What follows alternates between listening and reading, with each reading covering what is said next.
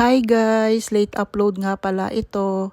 Ito yung nandito si Lolo Daddy nung nagbakasyon, nung nagpunta kami sa Sundance Blue Water Beach Resort dito sa Cambangan, Zambales.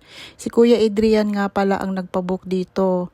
Dahil yung pinabook ni ate sa The Farm ay fully book na sila at binibigyan lang kami ng 10 hanggang 11 para magpabook. Kaya lang hindi pwede si ate ng 11 dahil may duty na siya at uuwi na siya ng Pampanga. Kaya dito kami nakapag-book. Ito po yung kanilang room na amin napabook. Good for 8 packs po ito sa halagang 13,440, 2 days and 1 night. Ayan po si ate, nag-model na para sa aming room tour. Ayan, napakaganda at napakalinis.